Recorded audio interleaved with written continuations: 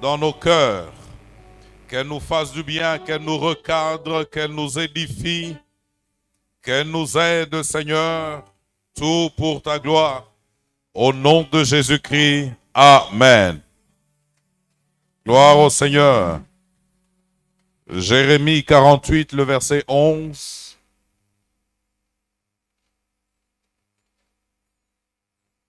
Dieu a décidé au ciel qu'il doit pleuvoir. Alors que nous attendions la petite saison sèche, Dieu lui en a décidé autrement. Maman Marie, est-ce que vous pouvez saluer la dame au fond de ma part? Dites-lui, le pasteur vous salue. Et dites-lui, bienvenue à la mission de Pentecôte. Le pasteur demande comment vous vous appelez, vous habitez où? Gloire à Dieu. Amen. Jérémie 48, le verset 11. Moab était tranquille depuis sa jeunesse. Il reposait sur sa lie. Il n'était pas vidé d'un vase dans un autre. Et il n'allait pas en captivité. Aussi son goût lui est resté et son odeur ne s'est pas changée. Amen. Eh bien, ce matin, l'objet de notre méditation, l'intitulé de notre méditation, c'est tout simple: transvaser pour une nouvelle saison. Transvaser pour une nouvelle saison. Transvaser, c'est-à-dire prendre d'un récipient pour un autre récipient. Et l'histoire de ce matin, c'est l'histoire d'un homme appelé Moab, d'un peuple finalement appelé aussi Moab. N'est-ce pas? Les descendants de Moab sont appelés les Moabites. Moab est le fruit d'une union incestueuse entre Lot et l'une de ses filles. Voilà, ils ont donné naissance à Moab. Ça, c'est pour la petite histoire. Eh bien, les Moabites sont un peuple très voisin d'Israël. Et assez souvent, Dieu parle sur les Moabites, Dieu parle sur Israël, mais il parle aussi sur les peuplades qui entourent Israël. Et Moab est l'un des peuples qui entourent Israël. Il est dit de Moab. Nous n'allons pas aller dans la première lecture parce que le texte biblique, on peut le lire 2 fois ou même 3 fois. Il a le premier sens, il a le deuxième sens et il a le troisième sens. Je ne vais pas aller dans le tout premier sens, je vais plutôt venir à l'application pour nous donner des leçons spirituelles. Eh bien, l'image qui est donnée, c'est l'image d'un vin, n'est-ce pas, lors d'une fermentation. Lorsque le vin est en train de fermenter, il y a des déchets qui sont produits et qui, avec le temps, se déposent dans le fond, n'est-ce pas, du récipient, dans le fond de la cuve ou dans le fond du tonneau. Ça s'appelle la lie, comme vous avez vu dans les Écritures. Tout comme pour nous qui avons grandi, n'est-ce pas, dans la belle et bonne tradition du thé en vrac, n'est-ce pas, que l'on préparait dans... Mon Dieu, que ça avait une arôme, ce thé-là. Ah! Je suis en train de chercher ce thé-là. On faisait le thé, vous étiez dans une autre pièce, mais waouh! Quel arôme, ce thé! N'est-ce pas? Et on mettait comme ça dans de l'eau chaude, on mettait une cuillère de thé comme ça. Et lorsque le thé avait pris sa couleur, il avait un peu bouilli, on regardait dans le fond, il y avait des passoires à thé. Ça existe toujours, non? Il y avait des passoires à thé. C'est-à-dire que pour se servir, on mettait une passoire pour éviter que la lie ne se retrouve dans le gobelet ou dans la tasse. Les déchets d'une boisson, les déchets d'un vin, la lie, c'est un déchet. Amen. Lie, c'est un déchet. Moab, comme vin, reposait sur ses déchets. Moab, comme boisson, reposait sur des déchets. Il n'avait pas été transvasé. Et vous savez, lorsque, par exemple, pour ceux qui prennent le thé, le fameux chai là, c'est les déchets là, hein, ils peuvent être un peu amers, hein, ou ils peuvent être trop forts, ou ils peuvent abîmer le goût du thé, n'est-ce pas? Eh bien, les déchets du vin aussi, comme le texte est en train de le dire ici, les déchets du vin affectent le goût et l'odeur. Les déchets affectent le goût et affectent l'odeur. On peut avoir un vin très bien. J'allais demander aux connaisseurs de vin de lever la main. On peut avoir un vin très bien, mais les déchets, n'est-ce pas? Les déchets qui peuvent être contenus dans le fond de la cuve ou le fond de la bouteille peuvent donner au vin une mauvaise odeur ou un mauvais goût, n'est-ce pas? Mais pasteur, en quoi sommes-nous concernés? Eh bien, nous sommes directement concernés. Les déchets dans la vie du chrétien, c'est premièrement le péché dont on ne se débarrasse pas. Comment aborder la nouvelle saison si je repose encore sur ma lie? Comment aborder ma nouvelle saison si je suis encore affecté par un péché dont je ne me débarrasse pas, par un péché dont je ne me suis pas débarrassé? Donc, premièrement, nous retenons que les déchets dans la vie du chrétien, c'est premièrement le péché dont on ne s'est pas débarrassé. On ne s'en débarrasse pas. Le péché qui nous enveloppe si facilement. Ce péché dans lequel vous tombez avec la plus grande des facilités. Ce péché dont vous ne voulez pas vous débarrasser. Ce péché qui est toujours le bienvenu dans votre vie. Eh bien, ce péché va communiquer à votre vie une odeur désagréable. Ce péché va communiquer dans votre vie un goût désagréable. Donc, premièrement, les choses, la lie dont nous devons nous défaire, c'est le péché. Le péché. Dites à ton voisin, dis à ton voisin, le péché.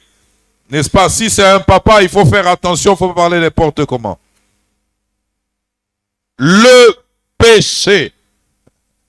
Amen. Le péché, c'est un déchet. Le péché est une chose qui affecte négativement nos vies. Et le diable, assez souvent, utilise le péché pour nous disqualifier spirituellement. Nous devons prier. Non seulement prier, nous devons fournir les efforts nécessaires. Nous devons avoir une bonne discipline spirituelle de vie. Une bonne discipline de vie pour nous débarrasser du péché. Amen. Bonne discipline de vie pour nous débarrasser de quoi? Du péché. Le péché qui n'est pas connu, qui n'est pas visible. Le péché qui est connu, qui est visible. Nous devons nous en débarrasser. Ce n'est pas parce que je pêche et personne ne sait que Dieu est d'accord avec ce que je fais. Je peux pécher et personne ne le sait. Cela ne veut pas dire que Dieu est d'accord. Cela ne veut pas dire que Dieu approuve. Je peux pécher dans le secret et personne n'a vu. Dieu n'approuve pas. Dieu est contre. Dieu désapprouve. Amen. Le péché fragilise. Le péché affaiblit. Le péché avilit. Amen. Le péché fait quoi? Fragilise. Le péché affaiblit. Le péché avilit. N'est-ce pas? Le péché nous fait perdre l'éclat. Nous n'avons plus d'éclat spirituel. Le péché nous fragilise, nous rend faibles. Le péché nous avilit. Je l'ai dit, je le répète. Amen. Le péché affecte la qualité de notre vie chrétienne. Le péché affecte la qualité de notre vie chrétienne. Le péché caché, le péché visible. Il affecte la qualité de notre vie chrétienne. De la même manière que la lie affecte le goût et l'odeur du vin, le péché affecte la qualité de notre vie chrétienne. Amen. Je ne parle pas, j'aimerais mettre un peu l'accent sur ces choses que nous faisons dans le secret. Le péché qui est commis dans le secret, à l'abri des regards. Et on se dit, rien n'arrive. Je suis venu à l'église, j'avais péché, le pasteur n'en a même pas parlé. Donc c'est bon. Non, ce n'est pas bon. N'est-ce pas? Ce n'est pas bon. L'apôtre Paul est en train de parler de Dieu qui viendra pour juger les actions secrètes des hommes. Amen. Il viendra pour juger les actions secrètes des hommes. Il ne jugera pas seulement ce qui est visible, mais il jugera aussi les actions secrètes de tous les humains. Voilà pourquoi nous avons intérêt, mes frères, à nous débarrasser du péché. N'est-ce pas? Il y a longtemps que j'en parle de manière franche et brute. Aujourd'hui, j'en parle de manière brute. Nous avons intérêt à nous débarrasser du péché. Le péché qui nous enveloppe facilement. Le péché qui nous maintient dans la captivité. Celui qui vit dans le péché n'est pas un homme libre, n'est pas une femme libre. Le péché abîme l'odeur de notre vie chrétienne. Il nous rend impropres à la nouvelle saison. Alors que nous sommes en train d'annoncer une nouvelle saison, le péché nous rend impropres à la nouvelle saison. Le péché, il nous rend impropres à la nouvelle saison. Dieu a annoncé une nouvelle saison. Mais si nous continuons d'être dans le péché, eh bien nous pouvons être en dehors de la saison. Nous pouvons manquer la saison. Pourquoi? Parce que nous sommes dans le péché. Le péché retarde le plan de Dieu, retarde le programme de Dieu. Dieu te voulait à 10, mais à cause du péché, tu ne peux être qu'à 1. Le péché te mettra toujours en retard. Toujours, le péché nous met en retard. Souvenons-nous, bien-aimés, de cela. Le péché nous met en retard.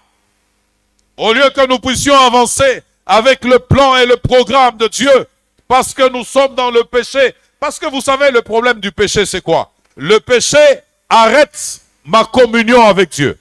Affecte ma communion avec Dieu. Oui, c'est vrai. Je suis toujours en relation avec Dieu. Mais ma communion avec Dieu est brisée. Pourquoi? Parce qu'il y a le péché. Voilà pourquoi nous disons que le péché enlève l'obstacle. La repentance, plutôt, enlève l'obstacle qu'il y a entre Dieu et moi. L'obstacle qui est placé par le péché. Ésaïe 59 est en train de dire que la main de Dieu n'est pas trop courte pour, ni son oreille trop dure pour. Mais qu'est-ce qui l'empêche d'étendre sa main? Le péché. Qu'est-ce qui l'empêche de vous écouter? Le péché. Lorsqu'il y a le péché dans une vie, le ciel, il est comme en plomb, il est comme en béton. Les prières ne passent pas Pourquoi? Parce qu'il y a le péché dans une vie. Amen. Ce n'est pas le nombre de belles prédications que nous écoutons qui arrange Dieu. Ce qui arrange Dieu, c'est nos vies. Nos vies. J'étais en train de méditer la semaine dans Osée et Dieu est en train de dire qu'il aime la consécration plus que les sacrifices. Il aime la connaissance de Dieu plus que les holocaustes. Le péché donc met un obstacle entre Dieu et moi. Je prie, Dieu n'exauce pas. Pourquoi? Le péché. Bon, il n'y a pas que le péché. Mais ce matin, nous sommes spécialement préoccupés par la question du péché.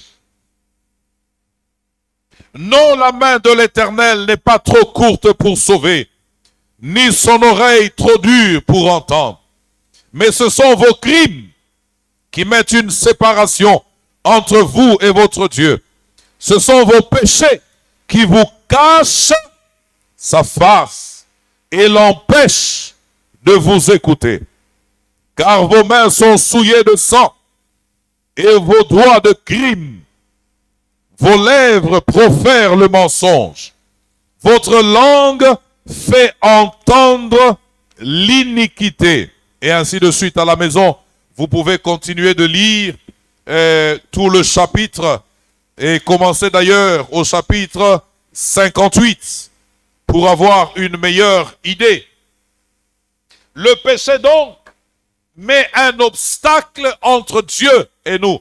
Martin Luther, le réformateur, a dit, si la repentance enlève l'obstacle, la foi est le bras qui nous permet de saisir ce que Dieu a à nous donner.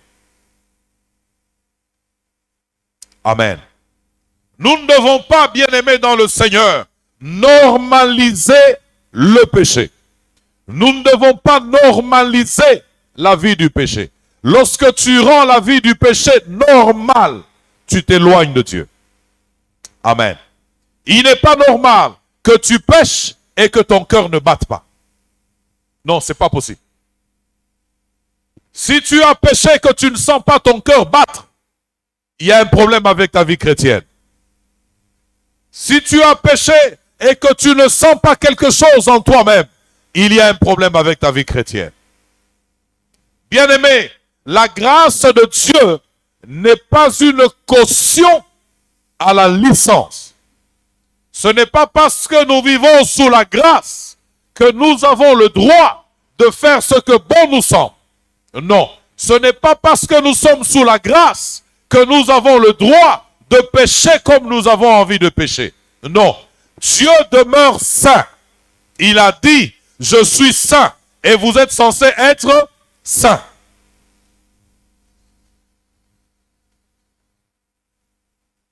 Ce n'est pas parce que Dieu s'est tu. Il est en train de dire, je crois que c'est dans Psaume, il dit, je me suis tu lorsque tu étais en train de pécher et tu as cru que je te ressemblais. Tu as cru que j'étais d'accord avec toi. Bien-aimés dans le Seigneur, prenons garde. Le Dieu que nous servons, il est le Dieu saint. Le Dieu que nous prions, il est le Dieu saint. Le Dieu que nous prions tient à ce que son Église demeure sainte. Amen. Le Dieu que nous prions là, il tient à ce que son Église demeure sainte.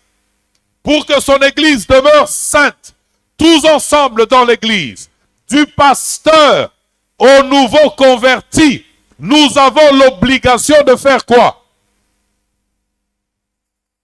Demeurer dans la sainteté, éviter le péché, fuir le péché.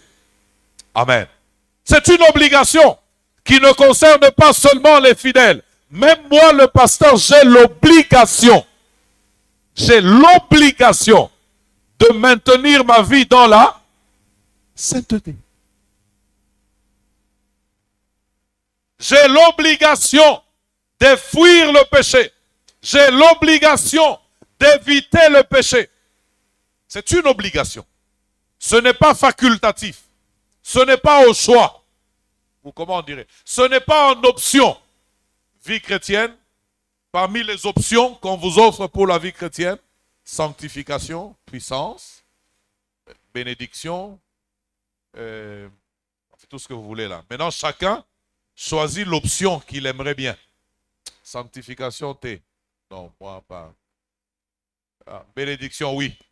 Vie chrétienne, option. Bénédiction. Non, non. Ça ne se passe pas comme ça. Non, ça ne se passe pas comme ça, mes frères. Amen. Ça ne se passe pas comme ça. La sainteté de vie n'est pas une option. C'est une obligation. Ce n'est pas une option. Dieu ne nous donne pas en option la sainteté de vie. Il nous la donne en obligation. Vous serez saints. Parce que moi, votre Dieu, je suis comment? Je suis saint. Vous voulez entrer dans la nouvelle saison? Commencez par vous détacher du péché. Commencez par éliminer le péché. Éliminez le péché de vos vies. Le péché, il peut toucher le caractère. Le péché, il peut toucher le langage. Le péché peut toucher les habitudes. Le péché peut toucher les actes. Je peux pécher par mon caractère. Je peux pécher par mes actions. Je peux pécher par mes paroles. Mon caractère peut pécher. Oh non, moi je suis comme ça. C'est mon caractère. Tu pêches.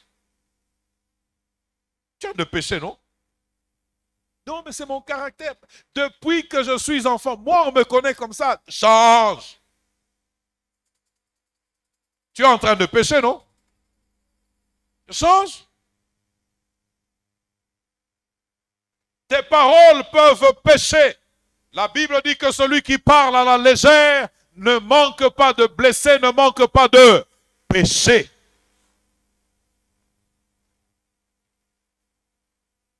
Mes paroles pêchent, je parle, je raconte n'importe quoi. Mes actions aussi peuvent pécher. La mission de Pentecôte entre dans une nouvelle saison. Nous avons besoin de ces hommes et de ces femmes qui s'éloignent du péché et qui vont saisir la nouvelle saison et avancer avec le Seigneur. Le péché touche, 1, le caractère, j'ai dit. 2, mon langage. 3, mes actions. Même mon regard peut pécher. N'est-ce pas? Même mon regard peut pécher.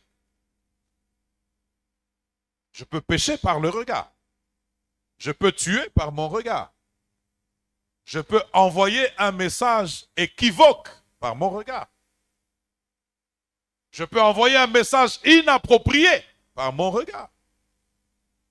C'est là que Job dit, j'avais fait un pacte avec mes yeux. Et je n'aurais pas pu arrêter mes regards sur une jeune fille.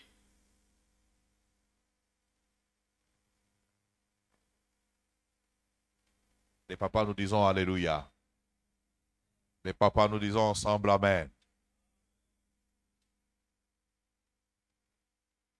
Les mamans, nous disons aussi Amen. Le péché ne concerne pas que les papas, les mamans aussi sont dedans.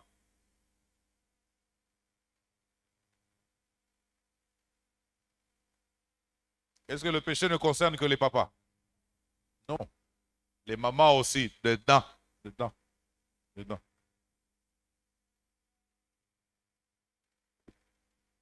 J'ai dit que le péché retarde le plan et le programme de Dieu. Dieu voulait que tu ailles loin, mais regarde ton péché. Ton péché te retient. Ton péché ne te permet pas d'aller loin. Le péché aussi donne accès au diable. Le péché donne accès au diable.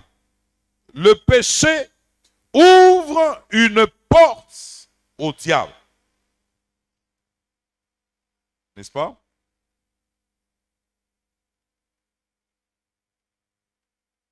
L'apôtre Jean dit, que nous sommes appelés, chaque enfant de Dieu le doit. Qu'est-ce qu'il dit effectivement? Je reprends la phrase. En tant qu'enfant de Dieu, nous ne devons pas pécher. Nous devons nous garder. Et lorsque nous ne péchons pas et que nous nous gardons, eh bien le malin ne nous touche pas. Le péché donne accès au diable. La Bible dit que celui qui pêche est du diable.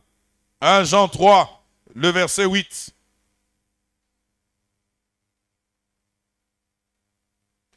Verset 9, il est dit, quiconque est né de Dieu ne pratique pas le péché. 1 Jean 3, le verset 9. Quiconque est né de Dieu ne pratique pas le péché. Pourquoi? Parce que la semence de Dieu demeure en lui et il ne peut pécher parce qu'il est né de Dieu. C'est par là que se font reconnaître les enfants de Dieu et les enfants du diable. Ne pratique pas le péché. N'est-ce pas? Le péché pour un enfant de Dieu, ça doit être quelque chose d'accidentel. Amen. Ça doit être quelque chose de comment? Accidentel.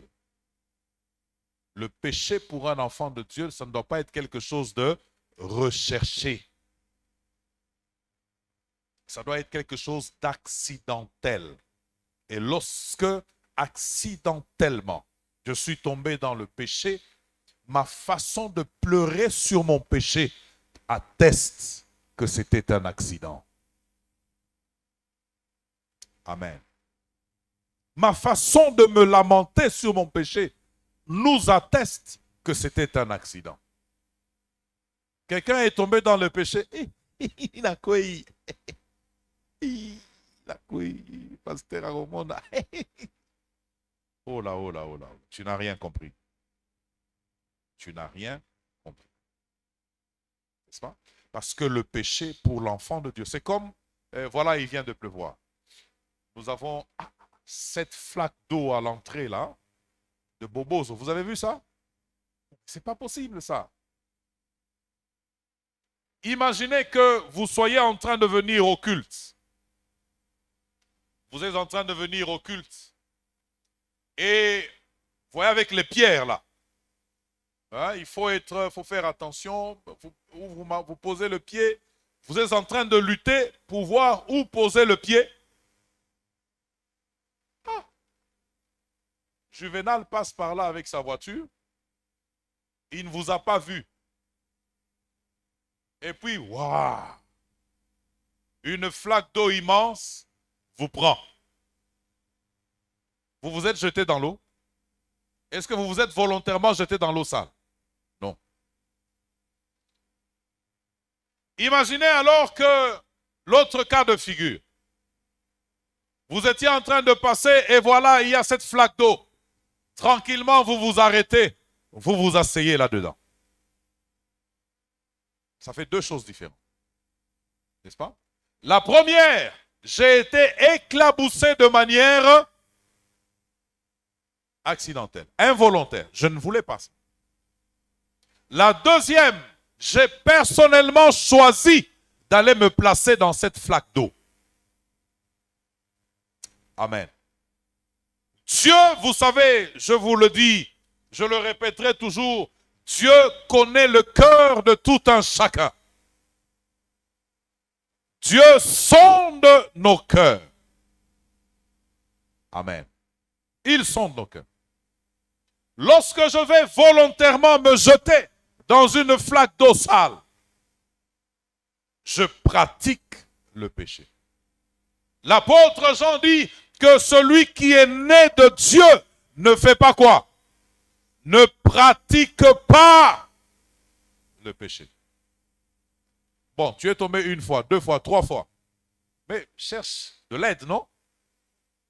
Cherche de l'aide. Cela veut dire que de toi-même, tu ne t'en sors pas. Cherche de l'aide. Viens rapidement rencontrer le pasteur. Dis-lui, je suis tombé, ça c'est déjà la 5e fois. Le pasteur va t'aider.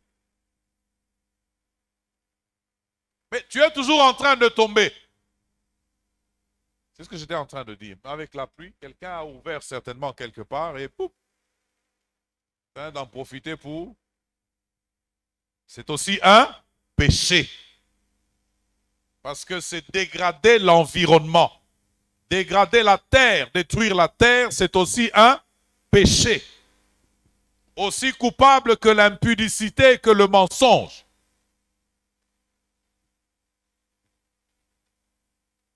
Quiconque pratique le péché est né du diable. Celui qui vit dans le péché, tu ne peux pas vivre dans le péché et prétendre être de Dieu. Non. Parce que si tu es de Dieu, c'est une vie qui va te faire mal. C'est une vie que tu ne vas pas supporter. Si réellement tu es de Dieu, le péché va t'embêter. Ça va te faire du mal. Tu ne supporteras pas de demeurer dans le péché. Si un enfant de Dieu et se dit enfant de Dieu et quand même continue de gérer le péché, continue d'organiser le péché dans sa vie, il faut regarder sa conversion. Dans l'église, il y a les conversions authentiques. Dans l'église, il y a aussi les mal convertis. Il s'est mal converti. Comme Moab, lorsqu'il s'est converti, il n'a pas pris la décision de rupture, de rompre avec son passé, d'abandonner sa vie passée, de laisser tomber les choses du passé, comme on chante, aux choses du passé. Aux choses du passé. Aux choses du passé.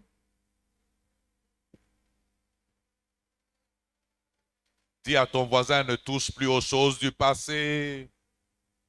Yo, koya boyendenge nini.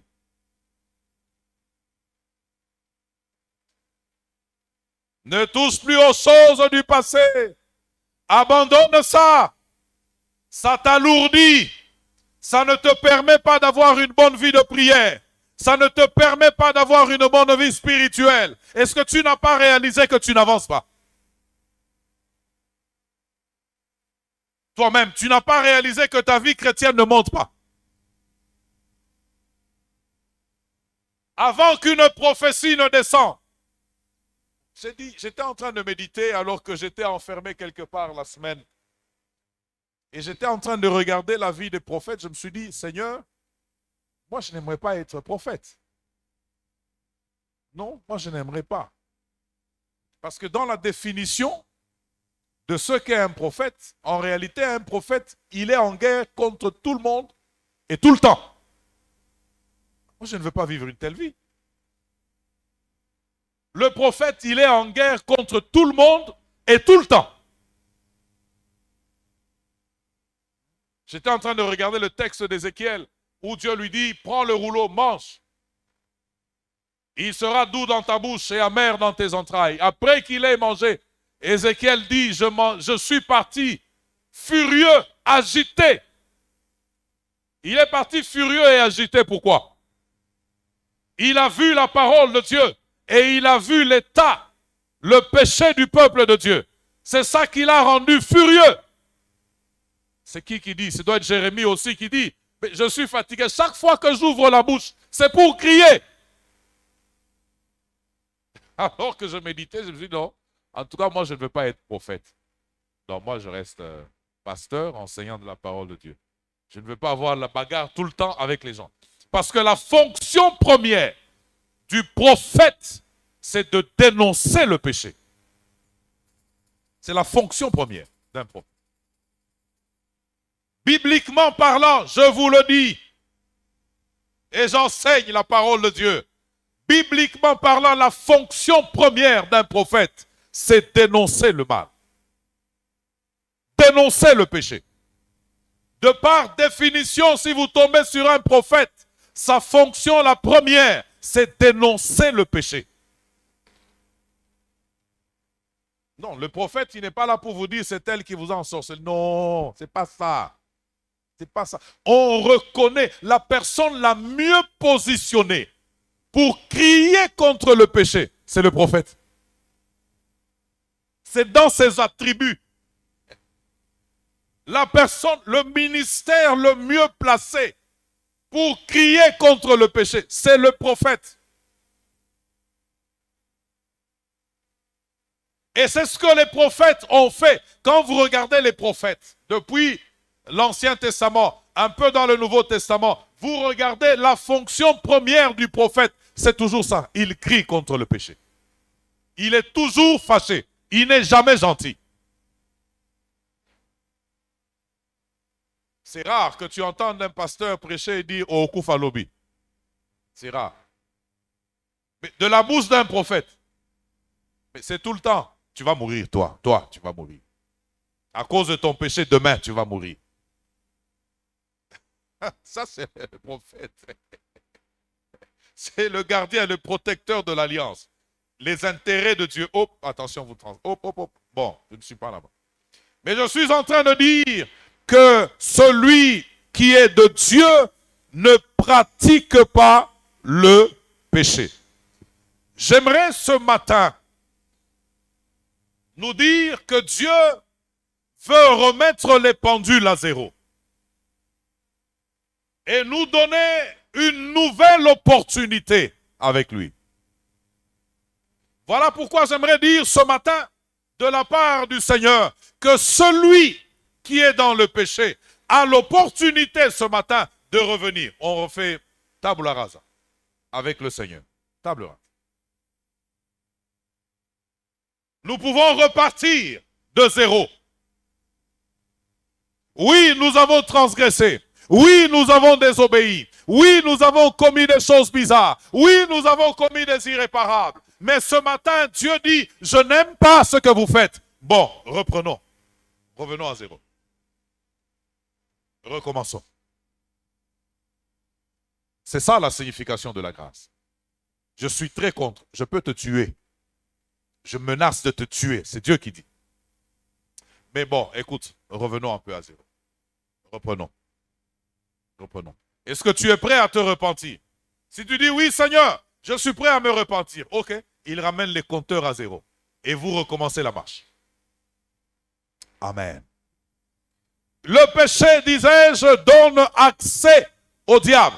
Souvent, nous sommes en train de crier au nom de Jésus. Nous sommes en train de chasser les démons. Nous sommes en train de crier après les sorciers. Mais si nos propres vies sont toujours dans le péché, c'est un non-sens. Il faut arrêter ça. C'est des prières qu'il faut arrêter, mes frères. Tu es évidemment dans le péché. Cesse de crier au nom de Jésus. Ne fais pas ça. Cesse de crier, démon, je te chasse. Laisse ça, tu ne fais pas bien. Ce que tu dois d'abord faire, c'est revenir à Dieu et crier, Seigneur, j'ai péché, pardonne-moi. Voilà ce que tu dois faire. Revenir au Seigneur et lui dire, Seigneur, j'ai péché, pardonne-moi. Pardonne-moi, j'ai péché. Il y a beaucoup de prières que nous faisons qui n'ont pas de sens. Tu veux chasser le diable, tu es logé chez lui. Est-ce que tu comprends ce que tu veux faire là? Satan, je te chasse, mais tu habites où? La chambre que tu occupes là, elle appartient à qui? C'est sa chambre, non? Je dis, le péché que tu es en train de pratiquer, mais c'est la chambre du diable, ça, non? Mais tu veux le chasser comment? Pourquoi? Est-ce que tu comprends ce que tu es en train de faire?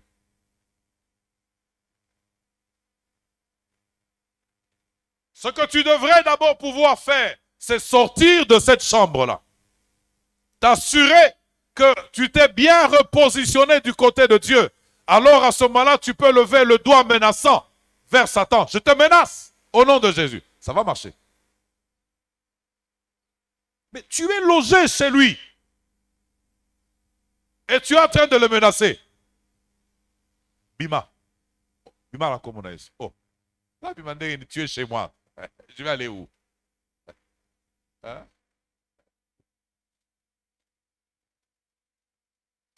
Amen. Je répète encore, péché, caractère, péché, langage, péché, habitude, comportement, péché. Je suis en train de prier à Dieu, je dis Seigneur, restaure ces dons de prophétie que nous avions. Quelqu'un entre comme ça, ta, ta, ta, repens-toi mon frère, ta, ta, ta, repens-toi, ta, ta, ta, ta. Kingandi.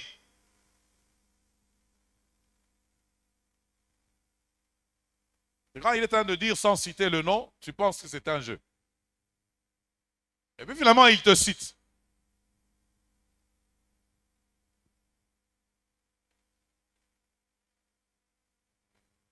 Amen.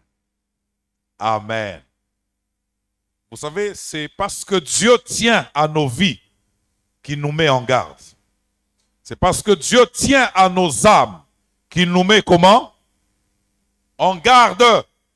On t'a donné la gestion d'un peu d'argent. Ne vole pas. Pourquoi tu voles? Ne vole pas. On t'a établi pasteur d'une église. Tout ça. Mais sois correct avec toutes les dames de l'église.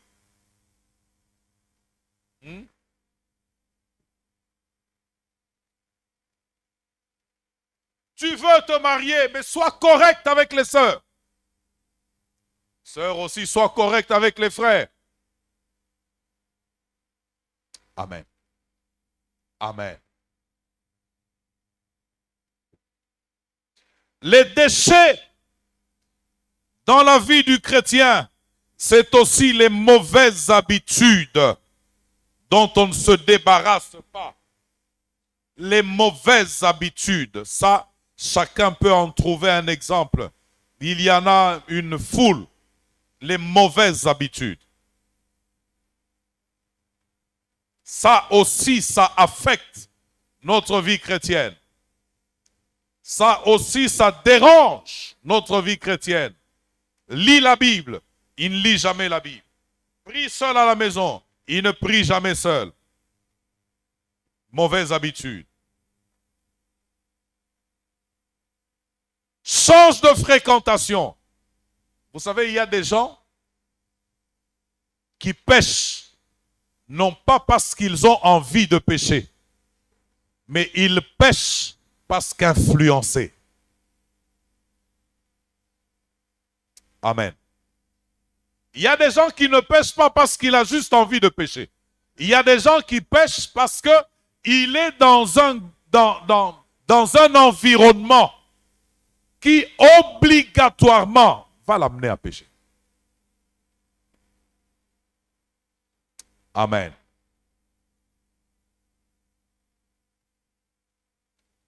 Tu n'es pas, tu n'es pas alcoolique. Tu fréquentes des alcooliques. S'il doit prendre quelque chose, lui, c'est toujours le noir là ou le rouge. Hein? Matin, midi, soir. Matin, midi, soir. Matin, midi, soir. Oh, c'est fantastique. Mais non, mais enfin dit. Mais non, mais non, mais non. Bon, finalement, un jour, pour ne pas gêner tout le monde, qu'est-ce que tu vas faire? Non, non, non, non, non, non, non, non, non, non, non, non. Oh, mais toi aussi. Premier verre, deuxième verre. Pour ceux qui ont été païens. Premier verre. Tu te sens heureux.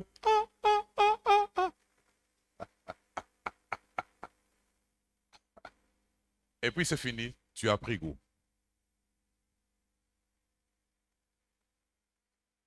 Est-ce que tu avais envie de te retrouver dans ça? Non, pas forcément. Mais tu as fréquenté des gens qui t'ont amené à ça. Voilà pourquoi je dis toujours que nous avons la responsabilité de choisir qui est notre ami. Nous avons la responsabilité de choisir qui est à côté de nous. Tu as cette responsabilité. Qui est ton ami? Qui est-ce que tu fréquentes? Les mauvaises compagnies font quoi? Corrompent les bonnes mœurs. Non, mais dis, qu'est-ce que tu crois? Le pasteur là, il est en train de prêcher comme ça, mais lui aussi c'est un humain. Dieu, il sait qu'on est humain. Il ne faut pas exagérer, dit, c'est quoi ça? Nous sommes où? Ça c'est quoi? Ça c'est quoi? C'est la chair. Qu'est-ce que Jésus lui-même a dit? La chair est faible. Il ne faut pas exagérer. Le pasteur exagère. Viens, dit, viens. Mauvaise habitude. Mauvaise fréquentation. Résultat, le péché. Résultat, tu t'éloignes de Dieu. Résultat, tu sombres. Inclinons nos têtes dans la prière.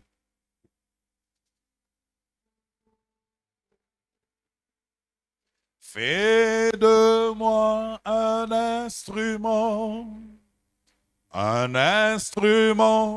d'adoration. Je lève mes mains en ton nom.